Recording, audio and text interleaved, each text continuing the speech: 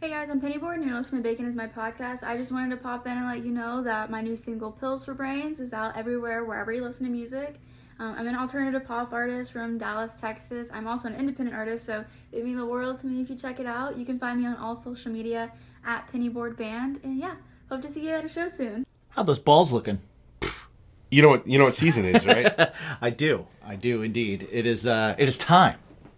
It is time for smooth sack summer. And how do I keep everything smooth, everything tidy, everything the way it should be? Well, I don't know how you do, but I'll tell you how I do. Manscaped, buddy. You know how much we love the crop mops. You know how much we love the lawnmower, but they have the Performance Package 4.0 now. They did a little upgrade to the Weed Whacker. Weed Whacker is, of course, the nose and ear hair trimmer. It is now the 2.0. And also, they are getting into the beard game. They've got their brand new beard trimmer, which is fantastic. So go to manscaped.com. Use the promo code BACONPOD, and that will give you 20% off and free shipping. That's right. So don't forget to work on those testicles, your chesticles, and your cheeks. Keep them clean and ask yourself, what's your bacon? Hey, everyone. Hi. We had a show last night, and we've also seen movies recently. Yeah. What do you want to talk about? We should talk about the show last night and also movies we've seen recently. So what should we do? The intro? Bacon! Bacon is my podcast! Bacon! Bacon! Bacon is my... Bacon! Bacon is my podcast! Bacon! Bacon is my...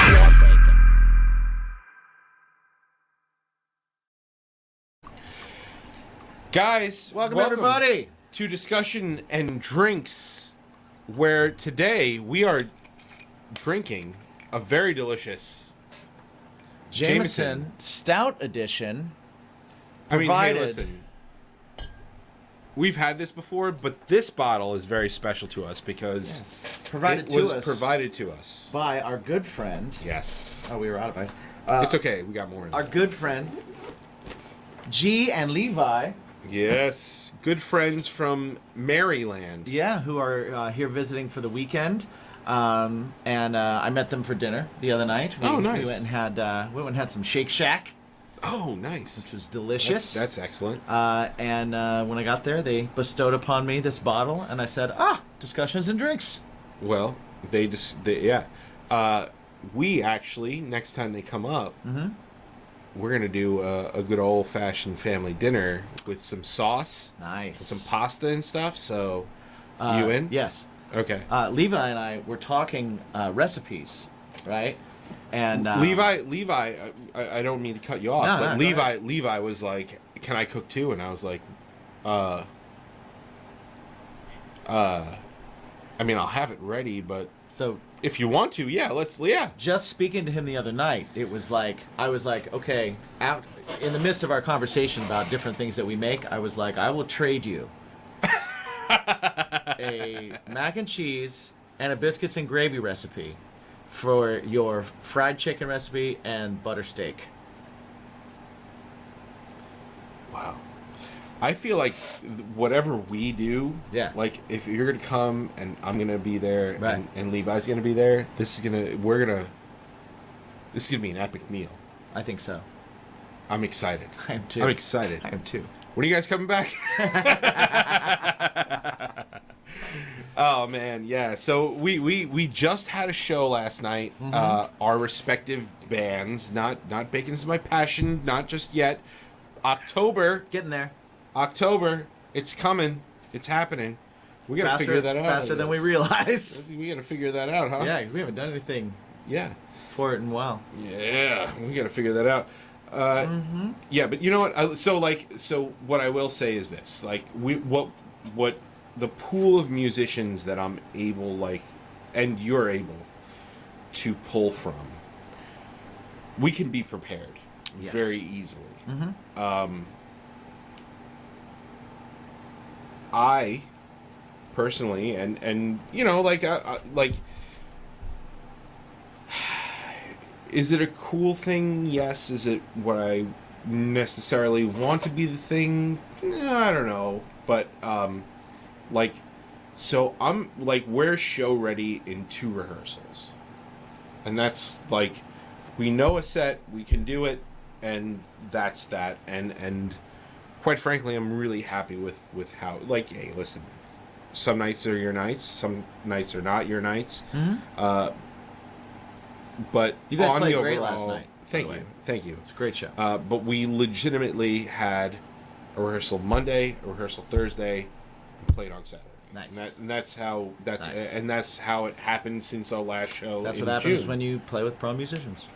And I want to do a big huge shout out to Joey D'Amaco, who Yes. is just, man. I don't know if you guys He's a know, joy, and he's so good. I've known him longer than I've known probably anybody that I speak to on a regular basis. Have you known him longer than you haven't known him? Yes. Yeah. Nice. He and I met in That's awesome. He and I met in the 10th grade. He was telling everybody last night, and I didn't even think about this. I knew Joey before he started playing bass. Oh wow. Okay. And I was like, So what? Yeah, because I guess wow. I guess holy the shit. assumption is that you met through Right. music, right? Right. But yeah. Well, we did sort of meet through music because again, we were talking about it again in the a couple of hours ago. Like, he wore band shirts, and I was like, "Oh, cool. You wear band shirts. I wear band shirts. I like those bands. You like the bands I right. listen to." So that's why we immediately. So like, he went to a Catholic school, and was dumped into the public school system in high school, and I was one of those people, and it was I also did that.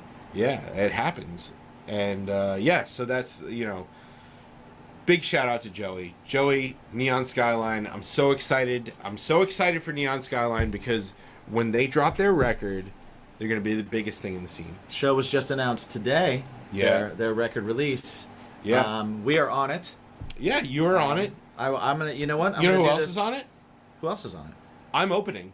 Yeah, you are. I am opening acoustically. The and I'm going to aforementioned play. acoustic show. I am going to be playing shit from FFR, from you can go ahead airdrop that to me. Airdrop. I'll show it on the screen. Okay. Yeah, let's show it on the screen.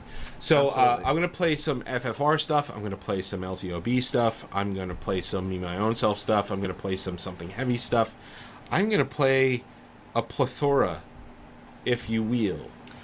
Yeah. Well, we're gonna be sharing the flyer for the show right now. Yeah, here we go. We're getting there. But if you are just listening and you're in the New York, Long Island area, we're in West Babylon, New York on September 23rd. It is at a soundstage, Elite Soundstage, 80 Dale Street in West Babylon. The cool thing about that is it's going to be a limited ticket engagement. right, I don't know how many tickets are... I think it's about 110. 110? Yeah. I think it was 110. But is that including band members? So then that drops Yes. it down. So that drops it down to below 100 Yes. tickets. Yes. For that show.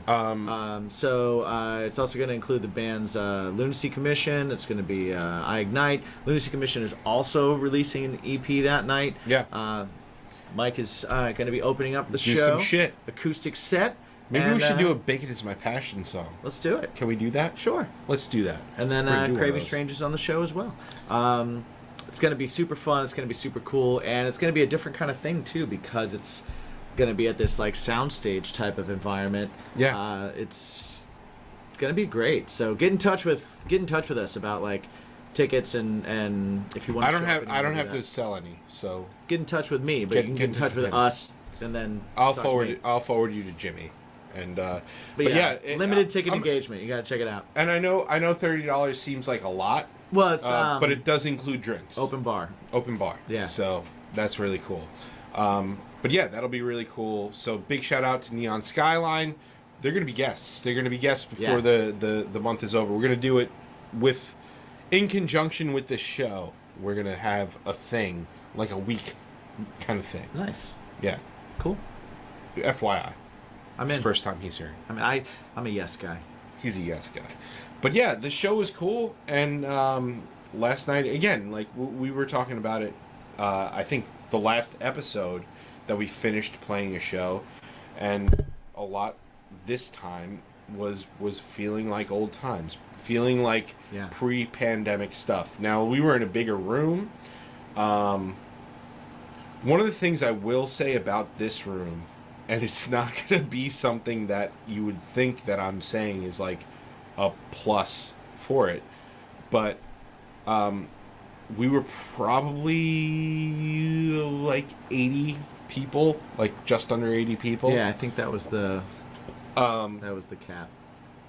But the room was way bigger. So when you do 80 people in Beery's, which is the place that we were talking about last time that we usually play, it is a smaller place. This place was, I'm gonna say a 250 cap, right? Yeah, I think legally it's like a 230 or something Okay. like that. But they do food, and that's a game changer. Like is- an that is absolute game changer. What'd you eat? I did not eat anything, actually. Oh. I was disappointed that I didn't get to eat anything. I ate Taco Bell on the way home, which was great. I mean, I'm not gonna lie, it was fantastic. I will say, But- thank you to my guitar player Frank, who bought me food. Oh well, yeah. Yeah, thank you, sir. Way to go, Frank. But I showed up, and I did not think about the fact that the only thing I had eaten so far that day was I had some leftover chicken breast, a flour tortilla, a little bit of rice, and some onion and pepper. So I made myself a little burrito. Oh yeah, that's Right? And I ate that, and then that was it. And then I went and I immediately had 2 Jamesons when I got there, and then the first band went on down at skate park, and I was like, oh, shit, I didn't eat. I should eat. You got to do that. And so I went up, and what I got was a grilled cheese with short rib. Yeah, I heard that was pretty banging. So good. Yeah, see, I can't eat, and I don't know if we've discussed this before. We on have, the because show. you'll throw up. Yeah. Yeah. I can't. It's Oh yeah, 8-hour maybe cutoff. not on the show, but we've talked about Yeah, it. you but and not I- on the show. Yeah. Yeah. So yeah, I, what's up with that? I cannot eat 8 hours prior to a show. Mm-hmm. I have a really okay. So I played a really important show at a very nice venue at the time, where I had something to eat, and like you eat your normal meals, but you're playing around dinner time. Right. And I had something for dinner, and when I came out and I went on stage, and I wasn't necessarily like I wasn't opener, but I was one of the openers for a national act. Mm-hmm. The venue had their drum set there, set up, ready to go, and it was the very, very, very respected sound man of that venue who had his drum set there. Oh boy. And yeah, I started playing, and like 3 or 4 songs in, I got nauseous, and man, I just turned around and I honked all over that drum set. Oh. Now And- have you not eaten prior to playing since then, or have you done it again and it happened again and you realized that was a thing? No, since then. Because it could have not been. It could have just. You could have eaten something bad. No, you know what? I've tested the waters. Yeah. Like even as frequently as LTOB, right? Yeah. And LTOB, I've had. He did vomit on that kit. Oh, G. well, He yeah. did. No, I said I honked He on did. that kit. Yeah. Yeah, all over that kit. And P.S. AJ sat there on his drum throne playing the rest of that set, It's a pro move. going, Pro move, AJ. "Oh my god, oh my god." Oh. Yeah. You know what? Now I really understand why you've kept him this long. because that's loyalty. That's loyalty, right? And that's the attitude you want. And then also said respected sound man came up to me and he's like, "You threw up all over my kid." I was like, "Sir, I'll wash the fuck out of that." Right. I promise you, I will I'm so sorry. And I don't know why that happened. But yeah, no, even as frequently as an LTOB show, I've had a peanut butter and jelly from home. Right. You know, like, so this was well before I even knew Jen. This was in like 2005 or 2006. It was way, way long ago. Around the time the Letter Kills record was out. Yes, very much so. It was probably one of those types of shows too. Yeah.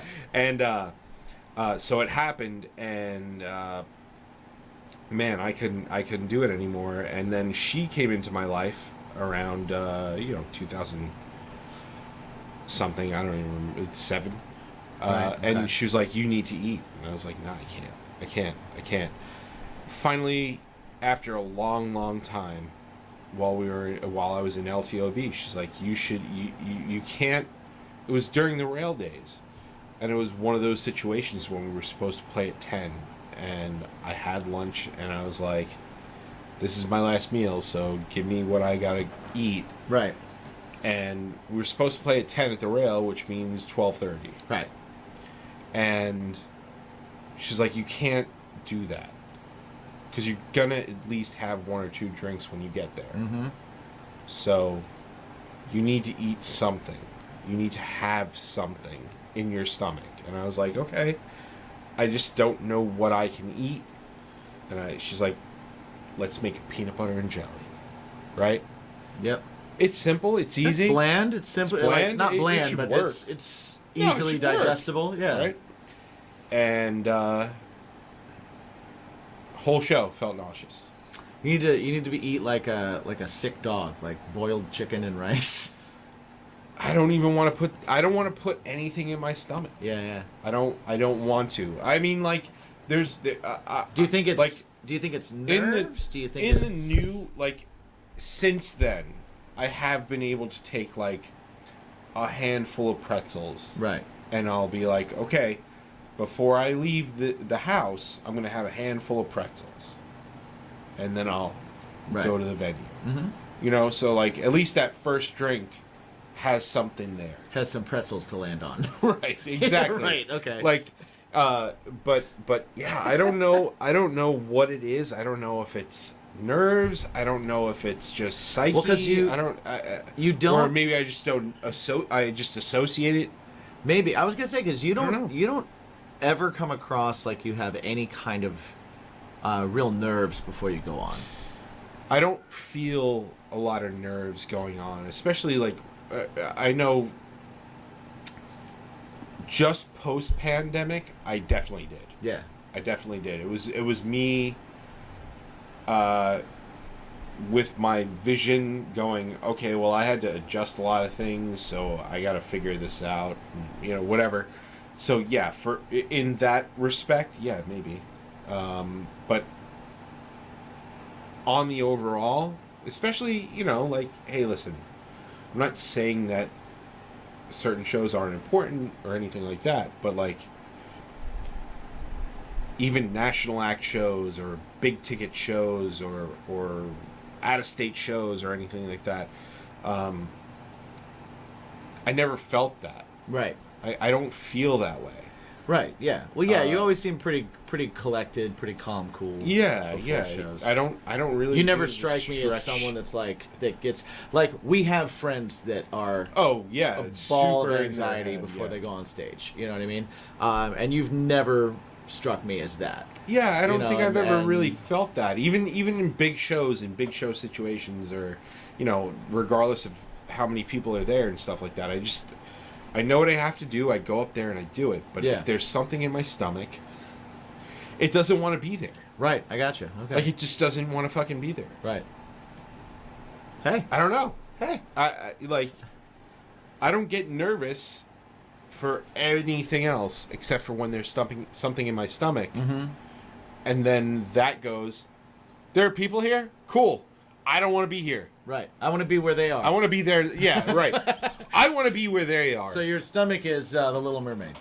Yeah. I want to be where the people are.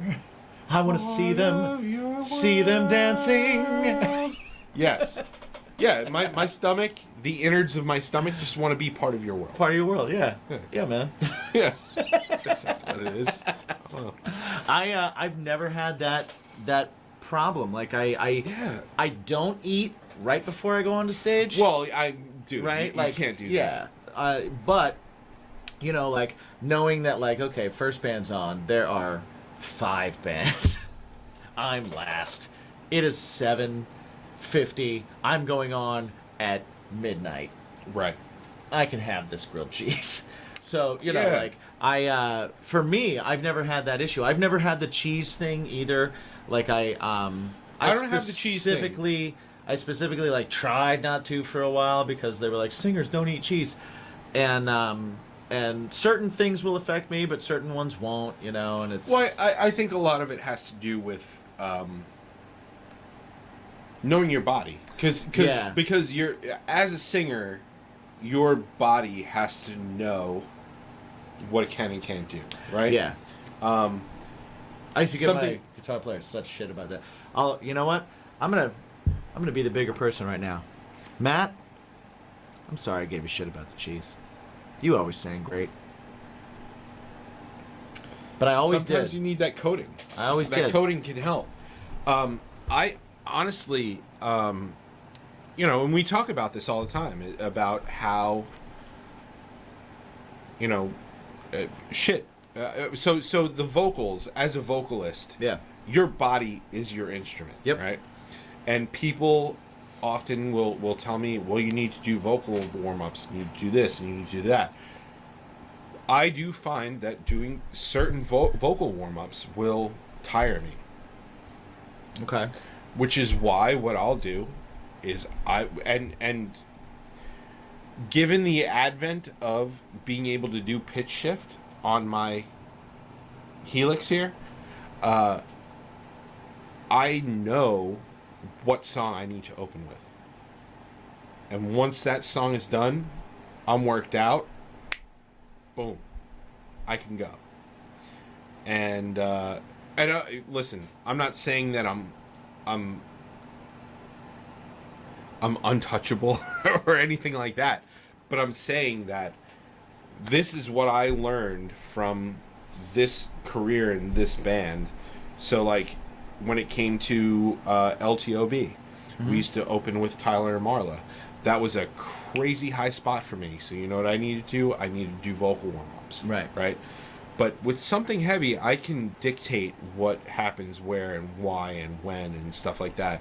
And the fact that we have a song that has done well enough to be a good enough opener that people know it really helps. It really fucking helps. So I'm now I have, for something heavy, a built-in opener that's also my vocal warm-up.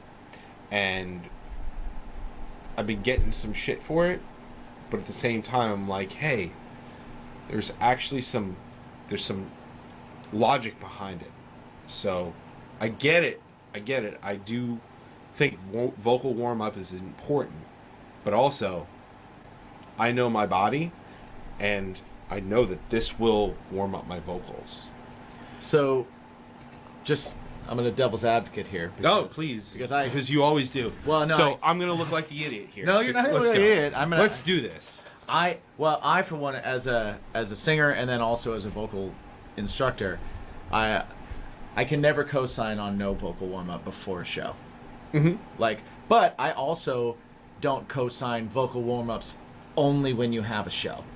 I don't think that works either, and that will tire your voice out, and it makes no sense.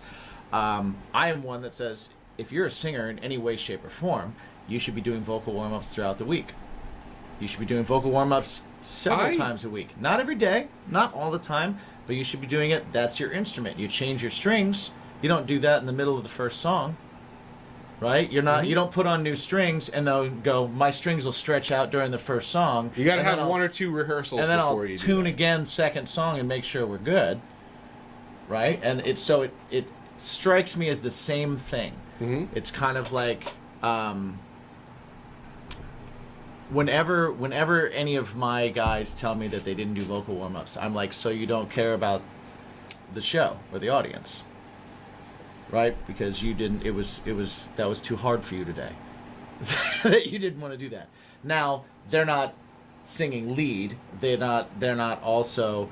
Yeah, I think you're in a different position because, like you said, you know your body, you know your show, you know your thing, and the proof is there. You put on great shows.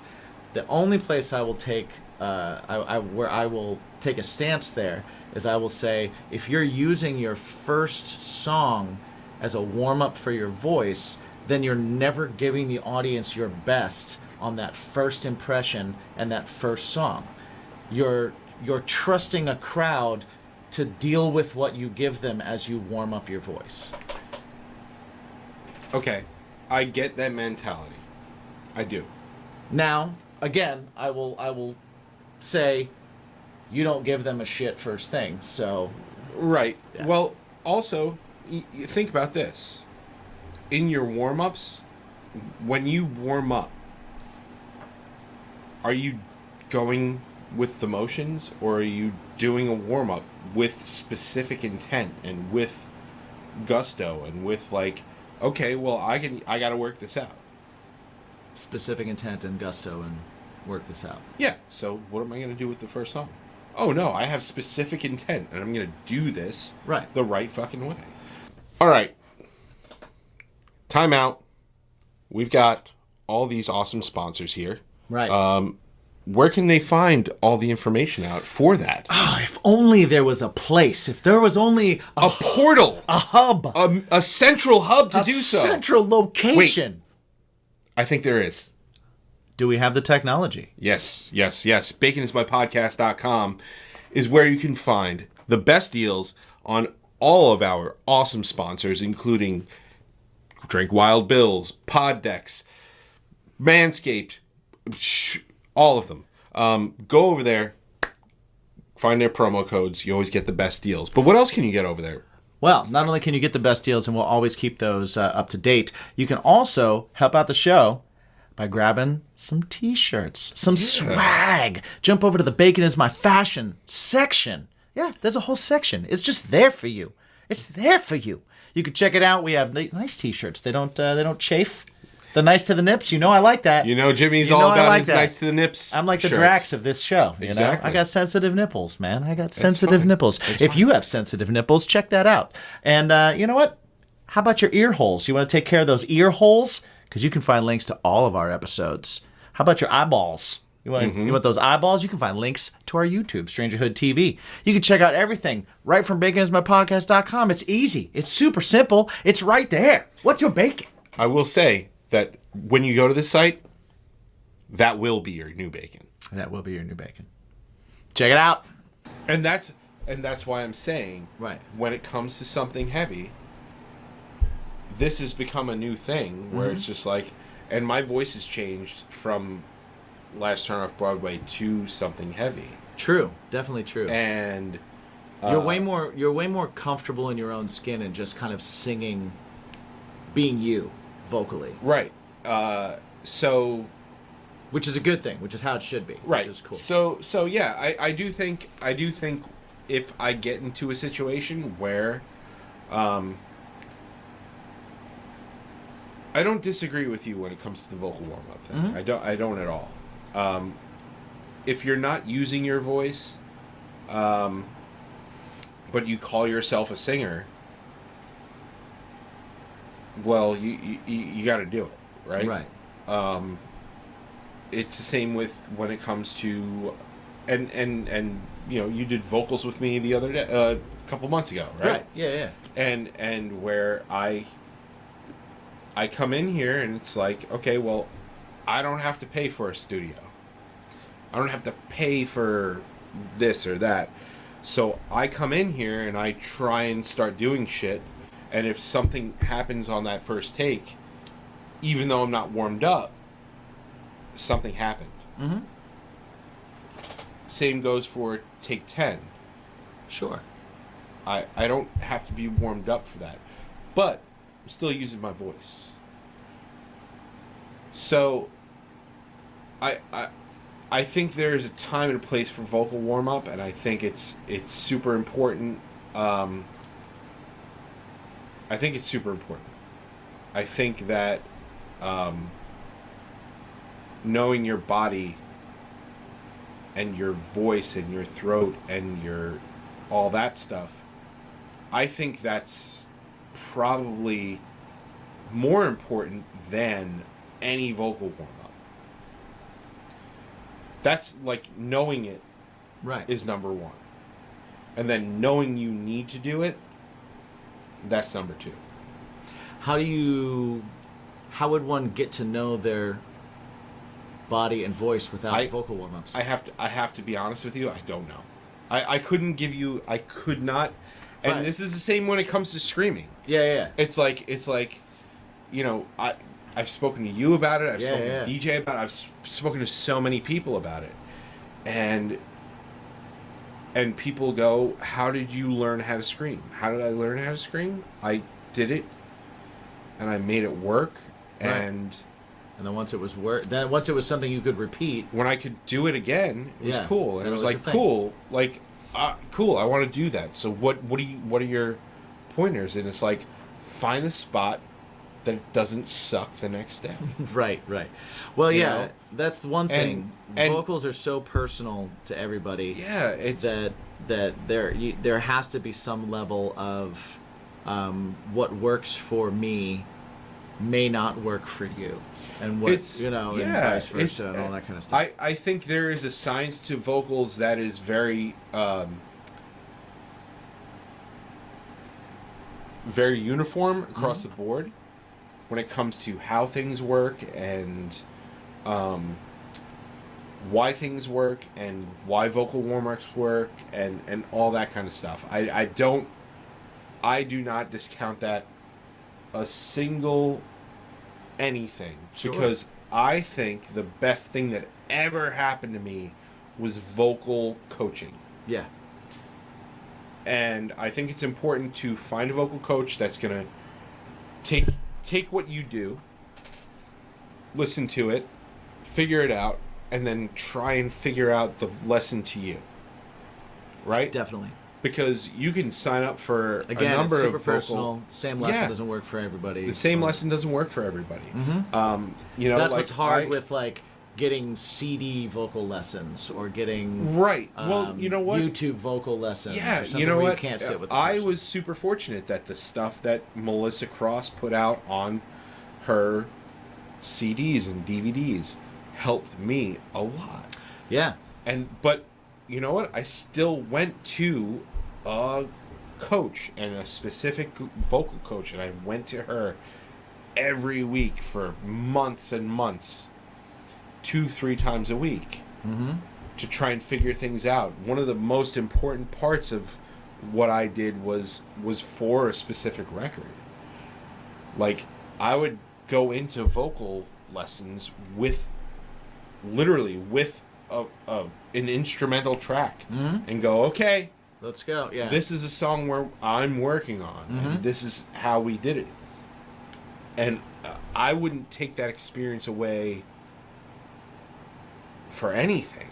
Well, I think That was super important, super I think that awesome. also, like, if so say someone's listening to this and they want to be a singer, right? Had we not gotten further into the conversation, it would have been, I warm up during the first song, end of story. Yeah, no. Right? And because we yeah, got yeah. further, like, you learned your instrument by working with someone and figuring it out that way, and you're applying technique. Right. And once you know technique, you're applying the technique that works for you. So you're never going in cold because you know the techniques. So even warming up, like, we all know that, like, singing is not warming up. No. Singing is singing. So the idea for those of you that are wanting to sing karaoke or do anything like that, singing a song doesn't warm your voice up. Singing a song works your voice, Right. right? Warm-ups warm your voice up. But once you learn technique and you've gone to things, it changes the way you speak. and you're kind of warming it. Like, I'm warming my voice up all day long. How do you, like, after learning how to breathe through your diaphragm, Right. have you learned, like, do you go back and forth? Because I can't. No. I legitimately cannot. No. Yeah. And now, like, doing the podcast, too. It's one of those things where it's like, okay, I'm going to be using my voice. And I never breathe through my chest. No. Ever. No, now. when I tell you what, after we do a podcast, my voice is more warmed up than before I come in to do a podcast. Because Right. the way I speak now, because of, and I had Melissa Cross too, and I had the CDs and DVDs too, but they didn't help me until I went and sat with her specifically. And I told her that I used her things, and they didn't really get me to place. And she said, well, here's how you need to be using them. Here's how you need to do them. So they didn't automatically work with my voice. Right. And they will with others.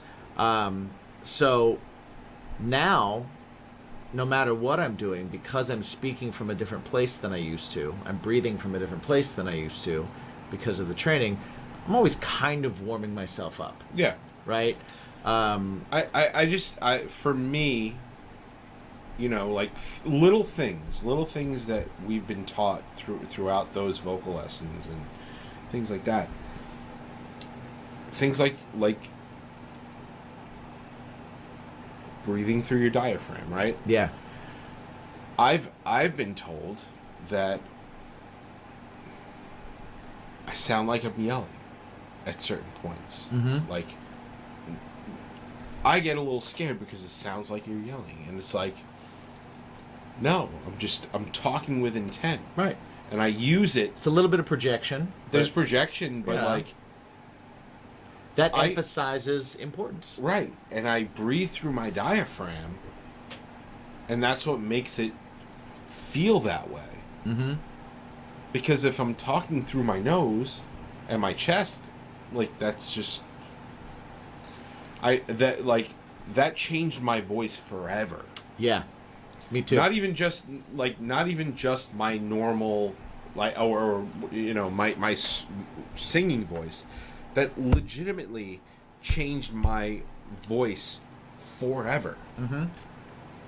Was being able to learn that. Yeah, and vocal control and my speaking voice is way different yeah. than it was before I went and saw Melissa Cross. And same with And then started teaching too. you That know, and changed then it. you know, we talk to people that are like, oh, I can't talk before shows or this or that. And it's like, Mhm. you need to learn your voice. You need to explore your body and your throat and things like that. Now, I could you think do a it's- show tonight? Yeah, Right? Tomorrow too? yeah, I think so. Like, that's the key. That's really the thing. I think so. I mean, the way I feel is, you know, especially with what I've done this week, like we talked about it. Okay, I don't rehearse regularly with my band, right? Right. We had a long ass podcast day last Sunday, Yes. right? So last Sunday was Brendan Small, Izzy from Conquer Divide, Yep. and a discussion And of discussions drinks, with right? drinks, yeah. Next day was first rehearsal back. Right. First rehearsal back. Every day I speak on meetings. Every day I do things. Listen, my workspace is my studio. Mm-hmm. Okay, so I'm doing something. Yeah. I'm always doing something. You use your right? voice more than most people do. And I consider myself fortunate enough to be able to do that. So Monday, Thursday, Saturday were my show days, and you know, you got to go out and you got to talk to people and you got to, you know, like I know that there's a lot of singers and hey, listen, when you're doing it for 2 months straight, yeah, it might be a little different, but Right. like, I do think that there's a major disconnect with a lot of people with their voice and their body. Mm-hmm. And they might not see the two things together. But it's super important to see those two things together. I agree, yeah. So if you can't live your day-to-day life as if you're going to sing a show, that night, you got to figure it out. Yeah. Right? Yeah, if you have this mindset of the only time I get ready to sing is right before I go do a show, or I'm just confident enough to where I don't have to do anything ever, and if a show comes up, I'll just sing, like that kind of thing. It doesn't work. It doesn't. It doesn't work. It doesn't. You got to know and even your if body. Even if you think it does, right? If you go do that show, or you do that thing, or you go sing karaoke, you go whatever, you go run that meeting, or do that presentation, or anything like that,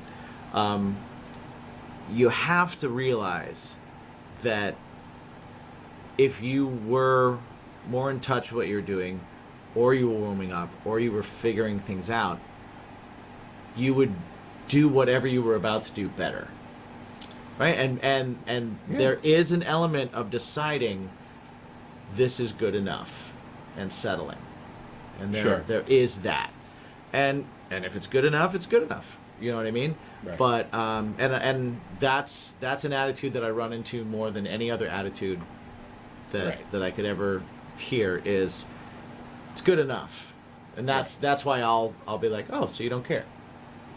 No. Right? Which is probably unfair sometimes, but like... No, man. Nothing's good enough for people that came to pay to see me.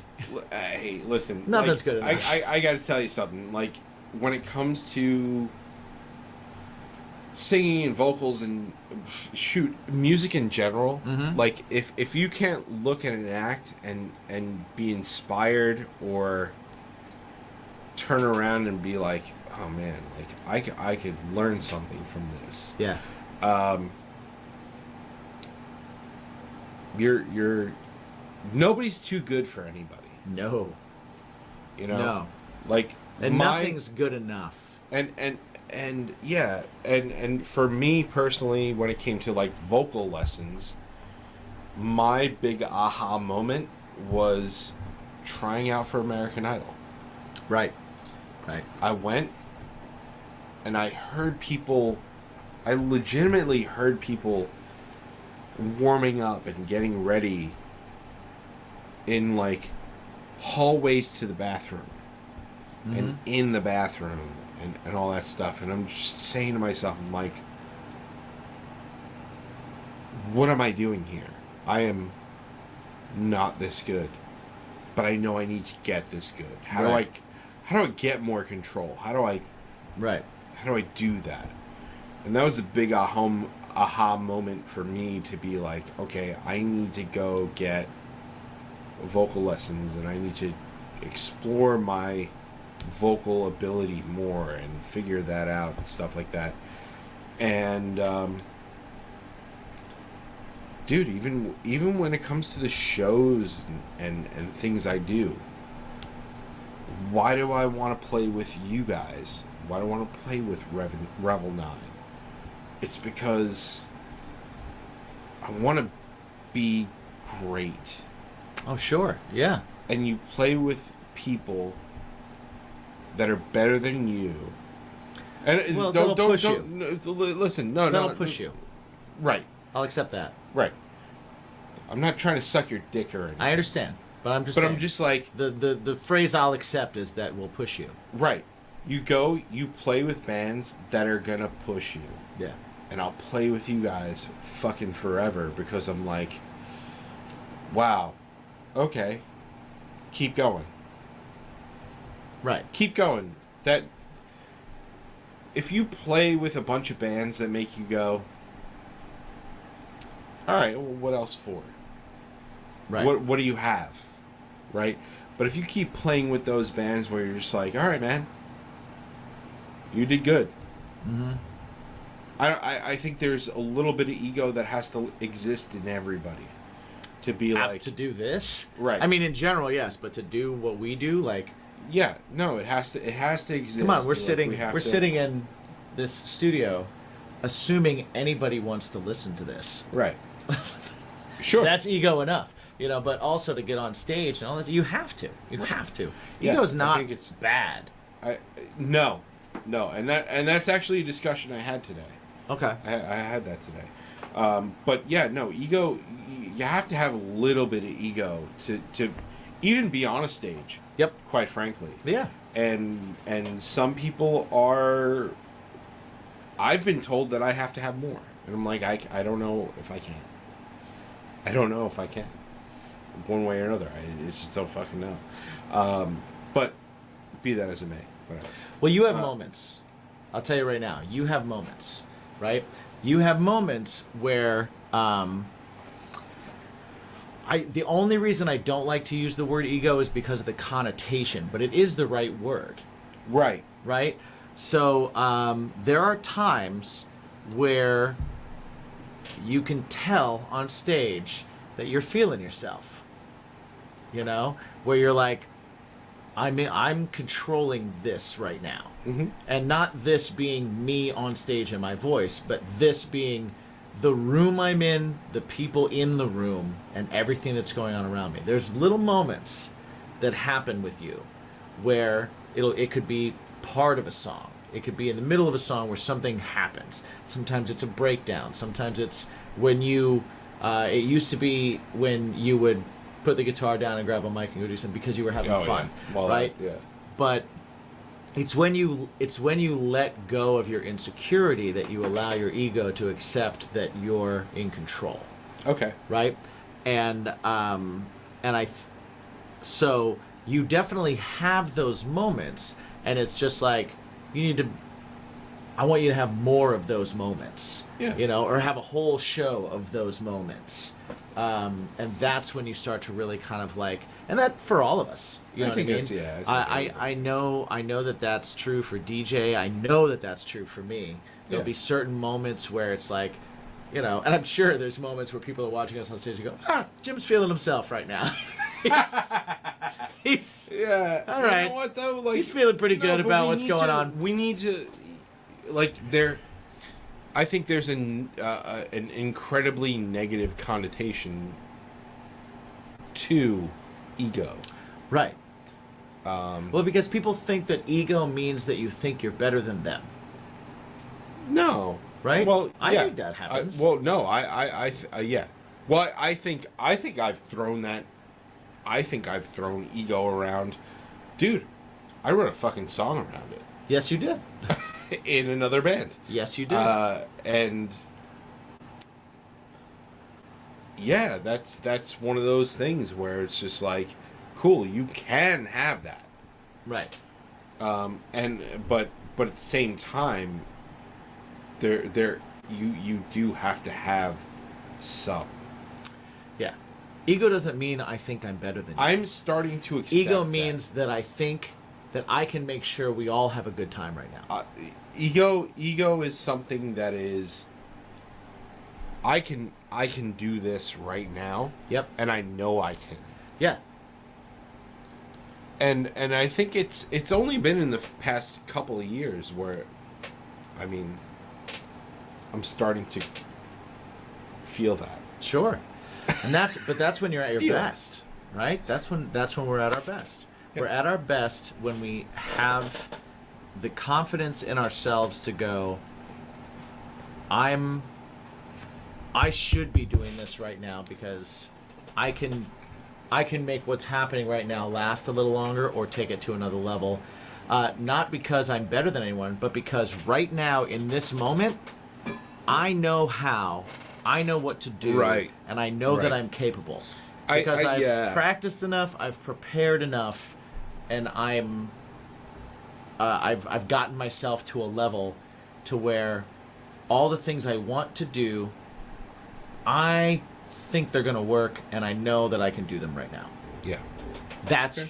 I think that's a great place to be.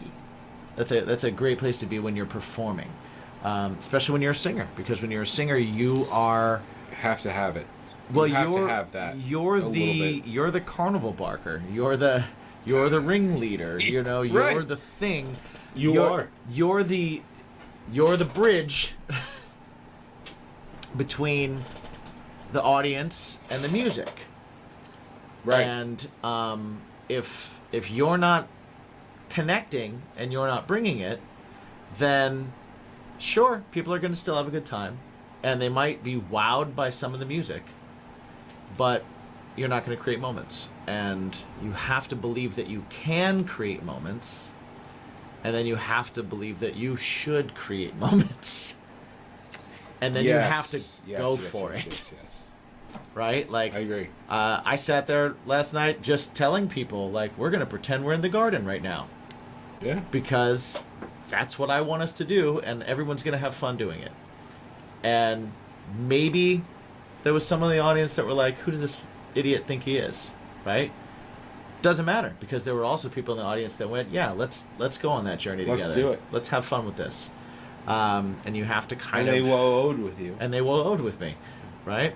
Well, you know, I took the whoa-oh song out of the set, so I had to create a new whoa-oh. As we get a little older, we slow down the whoa-oh. You can't slow down the whoa-oh. We slowed down the whoa-oh. We elongated the whoa-oh. Yeah. Instead of whoa-whoa, it's whoa. Well, that's also because you don't let the drummer lead with that part. That's also... If you let the drummer lead, it'll go way faster. Right. Yeah. Hey, you know, drummers like to get to the point. Drummers like to go with their heartbeat. Are we doing a tasting as my podcast? Oh. I Are we? just saw a background change happen. No, I was legitimately going, oh, this does that. That's a fun feature. Oh, you had it on like a cycle? I We have guess a, I might have done that. For those of you that are just listening, we have our little screen behind us that does the background of whatever show we're doing, and we do a show on our Patreon called Tasting Is My Podcast. Yeah. Where we try horrible things usually. And, Sometimes. And so that little logo popped up, and we haven't used it in a very long time. Yeah, we gotta get on. We haven't that. done one of those in a very long time. We'll figure that out. It just caught my eye. What's up, guys? We got a little hint for you here, a little secret. How do you help the show? We've been asked. Here's a way to help the show. Check us out over at patreon.com/baconismypod. You can get lots of extra stuff. Yeah, like additional shows, ad-free episodes, early episodes. Shoot. Every Sunday, we record our discussions and drinks live with our patrons. Yeah, so you can have a drink with us while we do it. You can watch us cook things. You can watch us eat things. You can just support the show. And that helps us keep putting these out. It helps us just Keep the show free. Keep the show free. So thank you guys so much for supporting all of you over on Patreon already. Our patrons, you guys are our lifeblood. Thank you guys so much. And if you want to help out the show and you want to jump on, you want to be part of that BIMP squad, jump over to patreon.com/baconismypod. So, I will say... Dude, I just want to say, that was like scene and you were in. Yeah. I don't know if you guys, like, patrons, did you notice that? Like, we were mid-conversation, and I went, scene, and you went, so, what we were saying before, like, you seamlessly... You did. That was impressive. Oh, thank you. I'm...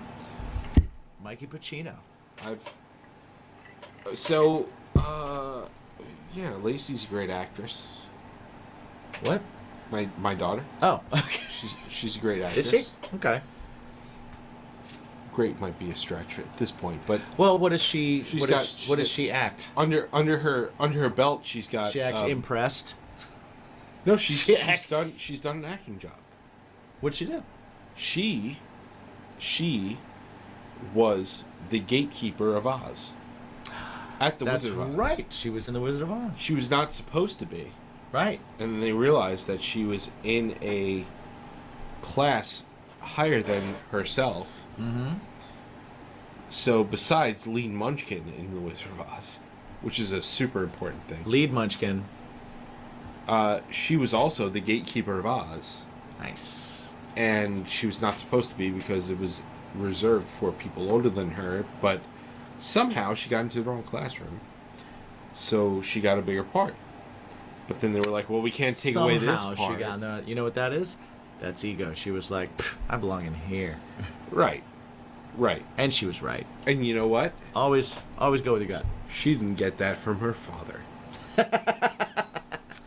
But she did do it, and she was fucking awesome. And, Yeah, so she's got the acting thing. Nice. She's got the acting thing. So That's so a bug. in turn, That's a bug you can get, man. So I've been meaning to ask people, not you, but Right.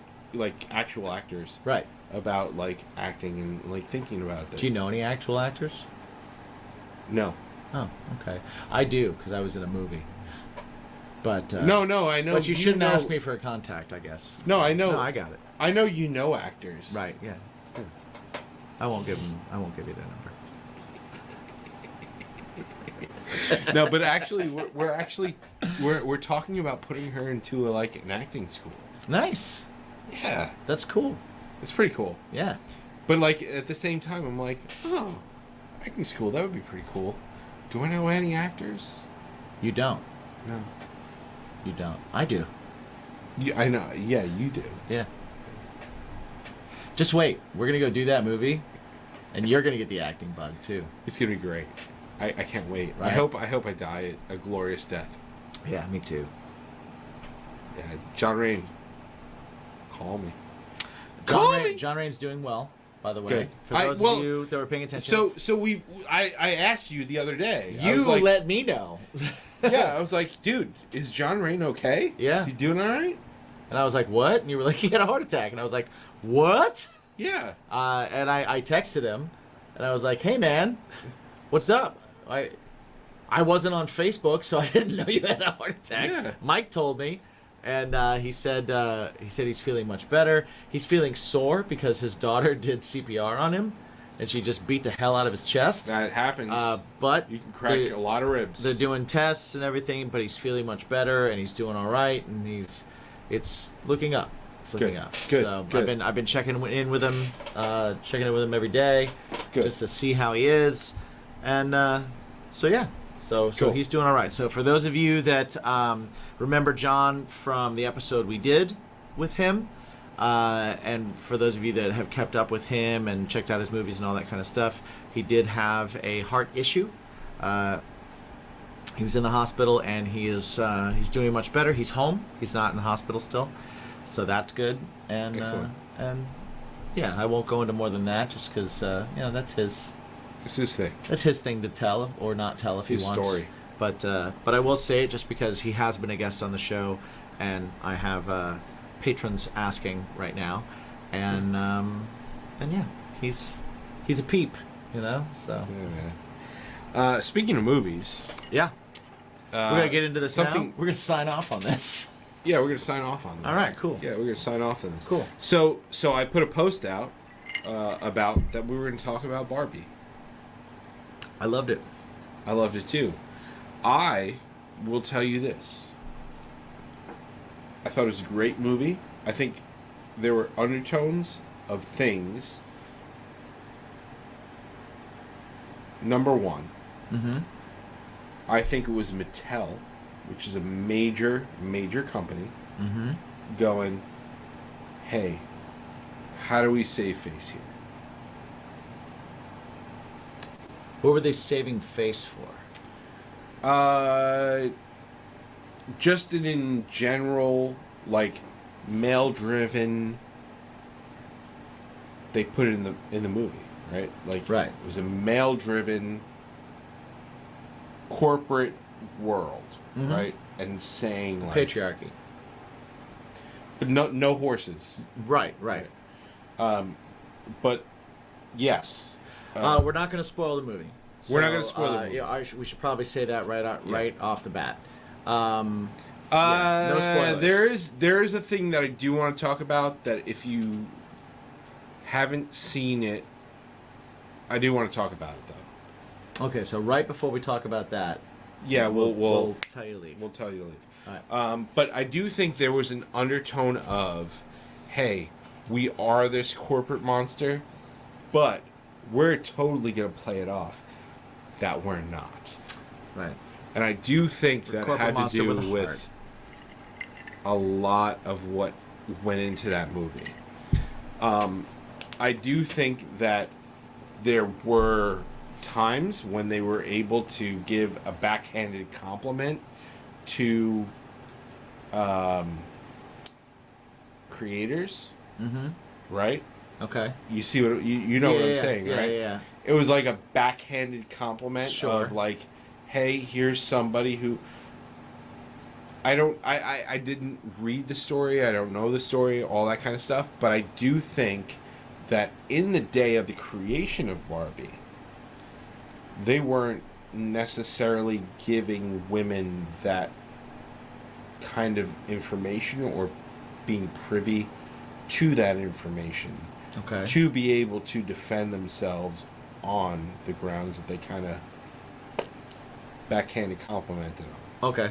Okay. You know what I'm saying? Yeah, I think so. The Yeah, tax stuff? Yeah. Yeah. Yeah. I think that I would have to really read into it and really do my research, but I have a feeling that Well, the creative Barbie had some tax issues. right. The creative Barbie had, they brought it up She in had the some movie. tax issues. Yeah. I do wonder if it was one of those things where it was like, get it out of the way, or if all right. So I felt like that was added in again for comic relief, because Yeah, no, but it was you know like what? it was like one a of hey, those- we got to say this, and we'll say like it's a funny thing, and like it's kind of like there was another part in the movie where they kind of okay. Yeah. Spoiler. Bow out now, because I'm going to say something that happened in the movie that I enjoyed, but it's definitely a part in the movie that's kind of cool, that it's funnier if you don't know it's coming. Yeah. So here is a spoiler right Moving now. forward, we're gonna do. It's about to be spoilers. spoiled, so if you don't want to know, this is the time to sign off. Thank you very much. CravenStrange.net, at Something Heavy, baconismypodcast.com. Check out all the stuff. Clean off your nutsack with Manscaped. Yeah. All right.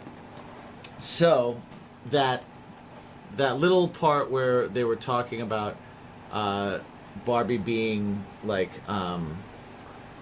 not the perfect personification of Barbie, and then it went into like this voiceover that was like Margot Robbie is Margot Robbie's exactly terrible- the wrong yeah. person to Yeah, have exactly. to show this. Well, no, that was actually. I felt like the tax thing was a joke in the same way that was, where it was No. a self-aware own I think. of what was going on. I think that was a self-aware thing because of just Margot Robbie. I mean, Right. Just yeah. I think the tax thing was more of a thing, especially since it'd be one thing if they said it once and we're out of it, Right. but they did it more than once. Did they? Yes. Okay. It was a little bit longer, drawn out thing, and they did do it more than once. Okay. And that made me think of, okay, well, all right, so we're trying to unvilify, right? So Will Ferrell is the head of the Barbie division at Mattel, right? Right. So you're already unvilifying them with that because everybody loves Will Ferrell. Sure. Right? And she had tax issues. I didn't know that. Mm-hmm. I don't think the average person going to see Barbie knew that.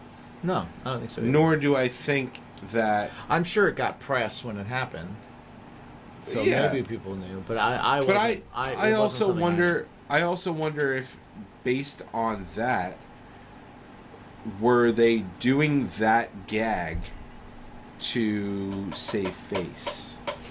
I don't know, because I feel like there was a lot of little self-aware pokes at Oh, there was tons. There was Barbie tons in of it. general, right?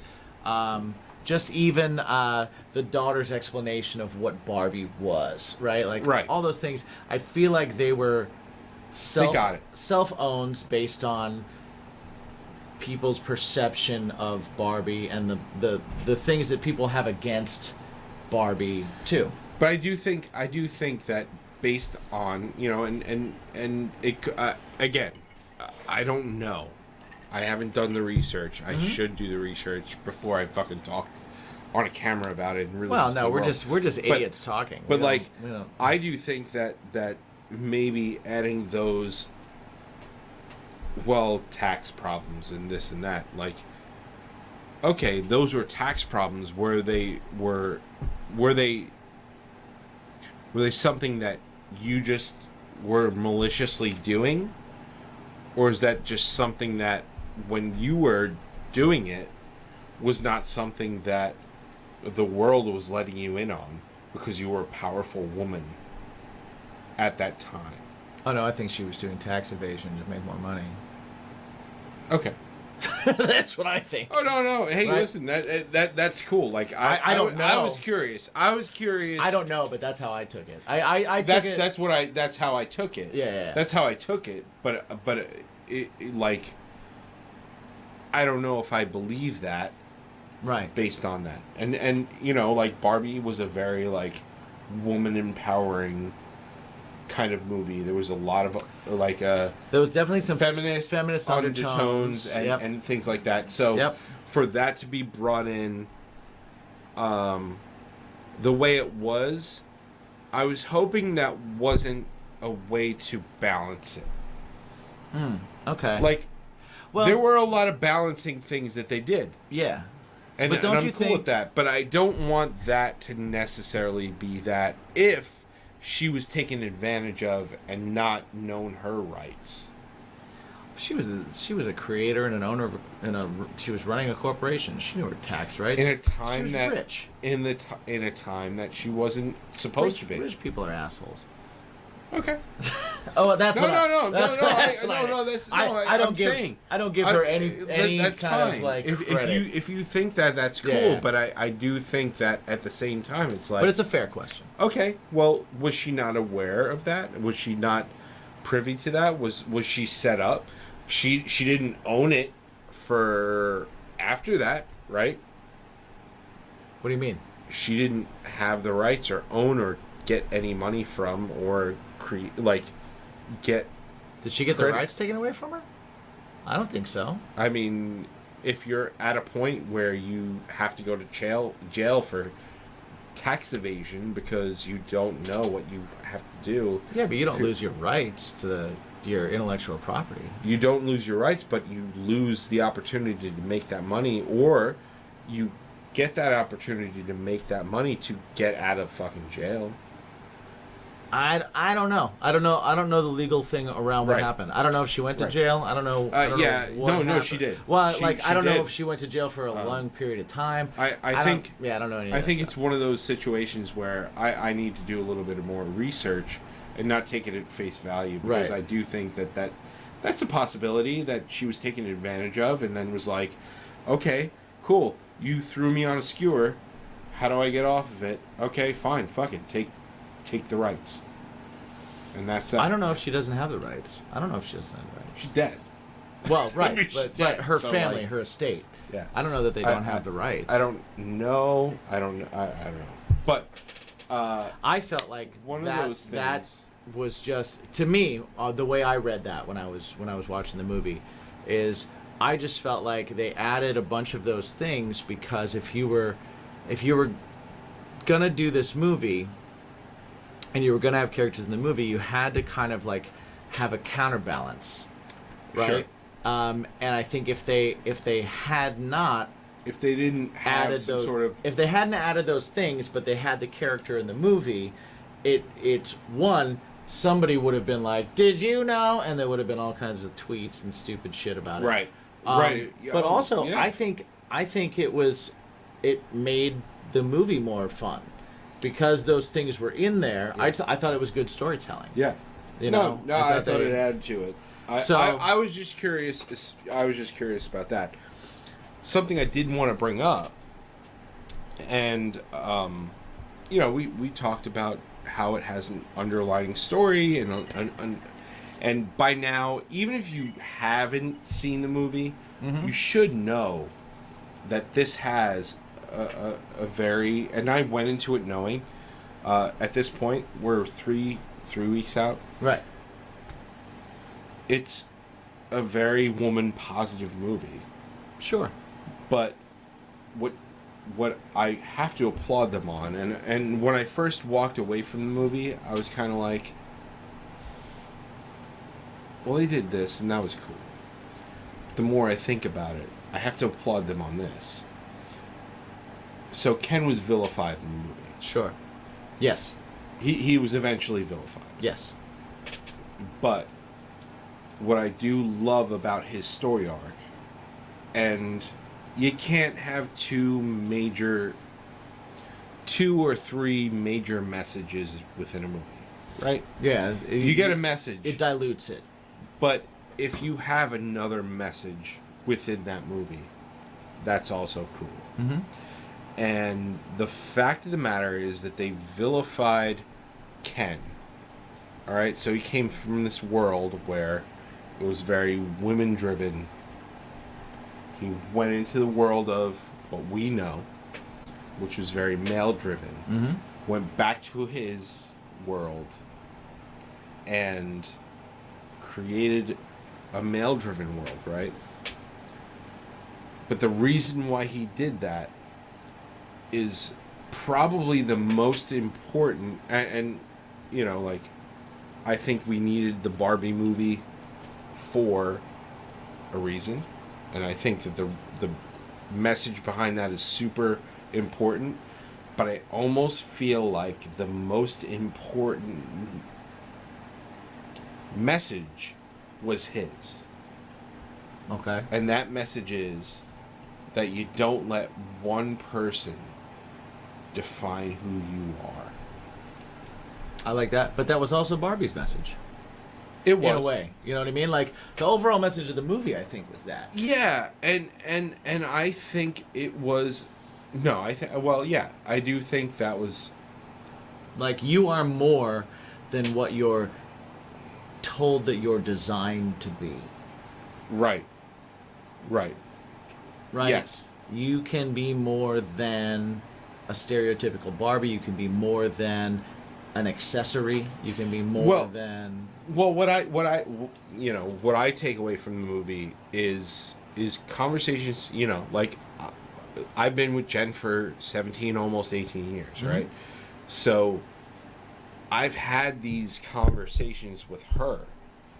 So when they're deprogramming these Barbies, right? Mm-hmm. And they're talking about these all the things that women deal with. Women deal with men. Yeah. And how they, okay, well, men think this of you and this and this and this, so, like, why do you feel that way? Right. Change it. That, like, I'm not going to say I felt attacked, but I've had those conversations with Jen, and I was like, I don't know why. You know? Like, well, yeah, I definitely, I saw that, and I had to laugh at, like, I laughed at it because I laughed at the absurdity of it all. And the absurdity is that there's so much of it that's legit. Oh, it's so legit. It's so legit. And now, that's I don't feel attacked by that. No, I feel maybe I shouldn't have felt attacked. No, you said you didn't feel attacked either. So, but, like, yeah, I'm just saying, like, I feel like that was the main core of the movie, right? That was the core of the movie. That was like an empowerment thing. It was like a, hey, like, dude, the monologue by America Ferrara. Yeah, that was really good.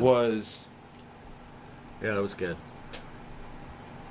Like, should have stood up and applauded. Mm-hmm. Like, that is what everybody thinks.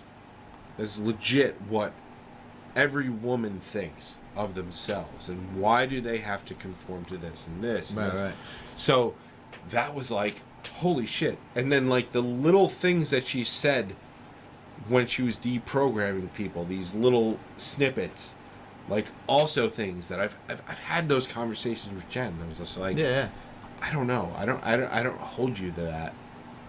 I don't feel that way. But, like, I get it. It sucks that you have to feel that way. Mm-hmm. That was great. All that stuff was, like, super, super, super awesome. But I do think that the most important thing you could take away from that is, again, like you can't let someone's thought or like a world of you know, a world of saying, well, you need to have this a person behind you and a this and a this and this. I think the Ken story was very much an afterthought. Okay. Could have been highlighted a little bit more, only because of how they vilified him. Okay. Right? I think they gave him redeeming qualities that made him able to forgive. But I think the major like takeaway from that arc was just very, it was a lot of so much absurdity and comedy But yeah, I don't think, buried I don't into it, think, that, or at least that it I wasn't didn't, like a major takeaway point. Yeah, I don't think, nor do I feel like the intention was to make Ken a voice for men at all. Oh no! I don't think that was the case. No, all Ken that was- shit that he did was right. It was absurd. It was Right. crazy. Yeah, like I think I like the best line in the movie was like, I didn't like after I found out that it wasn't about horses. I checked out. right, checked out. Yeah. Yeah, like that was a great part of the movie. But I do Right. think I that, think we created so here was my interesting thing that I found interesting from it is like I didn't walk out of that movie thinking that I learned some lesson. Right? I didn't walk out of that movie thinking that I needed to think deeper about anything. no, And I no. I went and saw Barbie. Mm-hmm. I was like, oh, this is fun. It's visually cool. Mm-hmm. The dialogue is great. It's funny. What a cool cast. And then I was like, oh, shit. That's like I see the message. Cool, nice. And then the movie's over and I was like, cool, that was a good movie. I can now go along with my day and not think about it anymore. Oh. Because I had fun and I enjoyed the movie and I enjoyed the message and I didn't feel like I needed to feel empowered or empower anyone or take a message with me or anything like that. I was like, cool movie. I being like, with Jen and being the father of a daughter and stuff like that. Like, Yeah. For me, and again, like I said, I've had these conversations with Jen. Some of those conversations and some of those conversations were directly from the monologue. Mm-hmm. We're just like, cool, okay, cool. Like, this is great that they're now having these conversations in a pop culture forum. Well, sure, but they've done it in lots of pop culture forms. You know what I mean? Was any of that new information for you?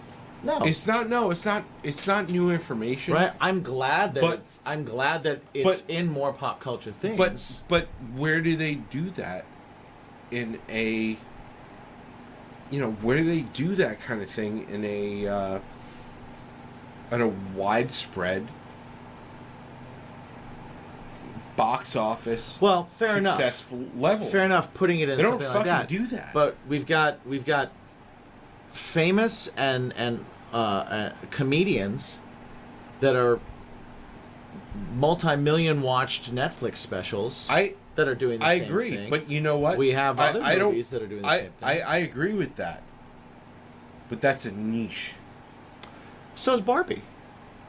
Barbie is There's a lot of people that did not go see that movie and I will don't not go disagree. see that movie. yeah. And Right? you know who a lot of those people are? Men. Sure. Because they're like It's not for me. Dude, I dealt with my son. Gavin was just like, I don't want to see a Barbie movie, and I was like, no, but Gavin, it's like it is a comedy movie, and it has a message to it. Like, this is it, and he's like, all right, I give it a shot. Like, that's cool, Right. You know, like earlier in the week we watched the new Ninja Turtles movie. So why would he want to go see another movie? And like, yeah, okay, I get it, but I think that you're not going to see this type of message said on a bigger platform than where it was said. I guess there's an argument to that. I just think like you can okay, but who's looking like okay. That being said, who looking for that validation on the whole, right? Who's watching a Netflix story? Who's watching or a Netflix special? Who's watching a lot of people or listening to a podcast or a thing like that? less people. Versus Right. Versus who's gonna watch a Barbie movie with a major Well, message? Sure, #1 movie in America. Yeah, Right. 100%. That's what I'm saying. It's like this platform decide, and I'm with you. Did I come out learning something new? No. If you already kind of get it, it's a good movie. But And it's a fun movie. But at the and it's a same cool time, movie. I'm super proud that they're able to say some of the things that they did in that movie that are pillow conversation, Okay. that are podcast conversation. Yeah, you know what? It's a huge platform right now. Yeah, but you know what? I don't begrudge them the platform at all. Margot Robbie and Ryan Gosling get together and they're using the platform of Barbie to get a message out there. Okay, that's gonna Are Margot Robbie and Ryan Gosling getting a message out there? I don't think they are. They're actors in a movie. they're helping get. They're a message saying the out lines there. that they were told to say. Margot Robbie was very, she was a very producer. invested in the message. And that the was movie out of there. Barbie did change quite a bit from when they were trying to get Amy Schumer to do Right. it. Right? She said no to it for that exact reason. And then what Exactly. it became was something else. I agree with that. And I think it's a great platform and I think it's good. I just think, like, I find it a little bit like there's a little bit of a part of me that's kind of like you see all the drama that comes out about it having a message and people either for or against it and all that kind of shit. And I'm like, it's a fucking movie, people. Like, go see it. If you get a message out of it, you get a message out of it, and that's cool. Yeah, Get but- it. Enjoy it. You don't have to get a message out of it. If you walk out of it and you didn't get a message, no one needs to sit you down and go, this is what you should have gotten from this movie. Yeah. Just like if you go see the movie and you're irritated with it because you think it's attacking men, you don't need to sit people down and go, this is why you shouldn't like this movie. People, like, want things to matter so much that they attach so much to it, right? And it's like someone put out some great art and they put what they felt in it. And if you walk into that and you get something out of it that you can then show your kid, or you can have a conversation with your girlfriend or wife, or you can learn a little bit about My daughter. Well, that's why I said your kid. You know, right? like Or you learn a little bit about yourself in, or something like that. Or even if something outrages you, right? That's cool too. But it's like that's not really. I don't know. I feel like it's almost like people that didn't take Barbie as some kind of like life lesson they were supposed to get are being looked at as though they didn't get it. Oh, you just didn't get it. well, You know, or something, like- or it's like, well, you're against it because you're this, that, and your other. And it's like, hey guys, at the end of the day, you went to a movie titled Barbie, where a doll came to life and went into the real world and had to get into a box to go back. And in that, there was also some interesting and funny observational comedy, which is the best way to teach people. Observational comedy. You show people why something is ridiculous enough to laugh at, they start going, wait, I just laughed at that for 2 hours, but that's kind of legit. Maybe we should talk about this, right? That's the best kind of way to teach something. But like, if someone got a huge message about life coming out of Barbie, awesome. If they came out hating Matchbox 20, sure, whatever, man. You know, like, and if they came It's out just of it, one song. They've got a lot of good songs. yeah, and that's a good song too, and it wasn't even about that. But Right. also, if they come out of it and the thing that they got was they said, "Yo, America Chavez, that dialogue that she was given, that she really kind of like sunk her teeth into because it's real, that spoke to me." That's fucking awesome. That's awesome.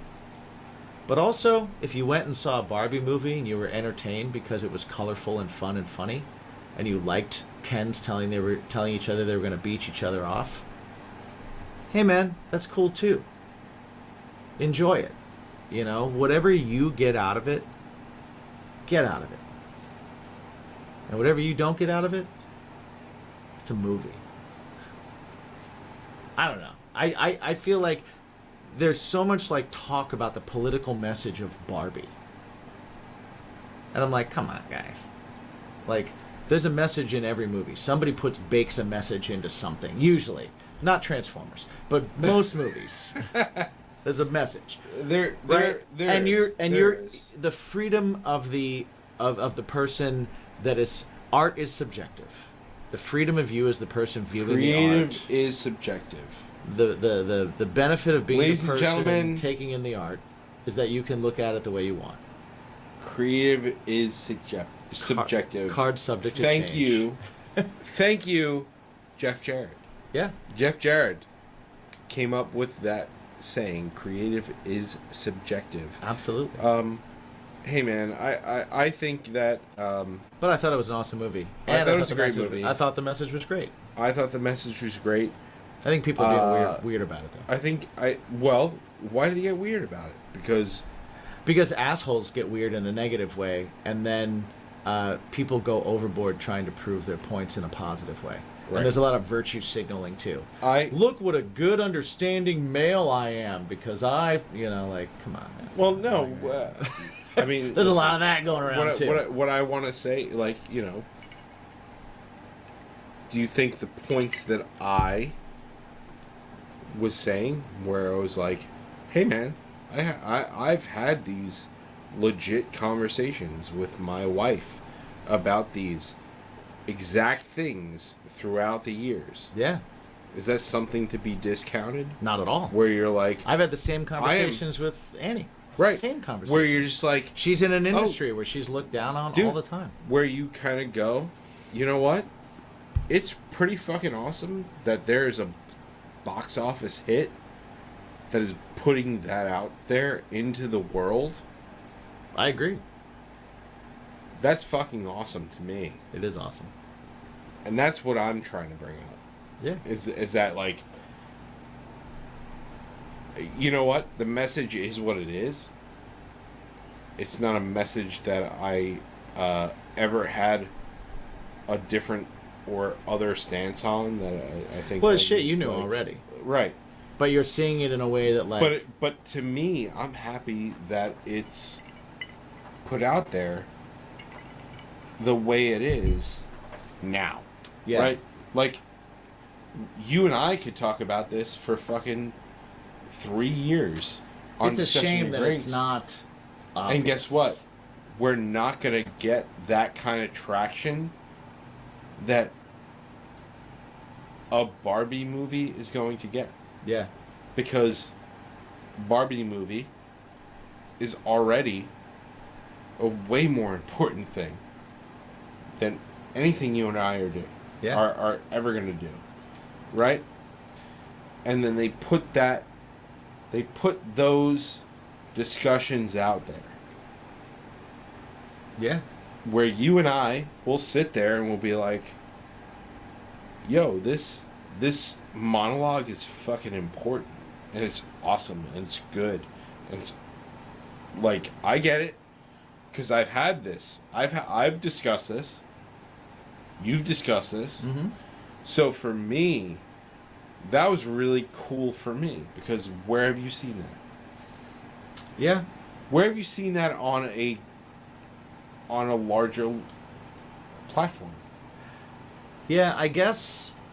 That's all I'm saying. I guess maybe the weight of it doesn't hit me as much because the people that I surround, like, maybe I'm sheltered in a bigger way because the people I surround myself in life with, you, Annie, like DJ, like our friends, our groups, all that, Dude, all DJ, that shit. DJ too. Like, But all that shit we all is- have that same. But all that shit is obvious, right, that's all like.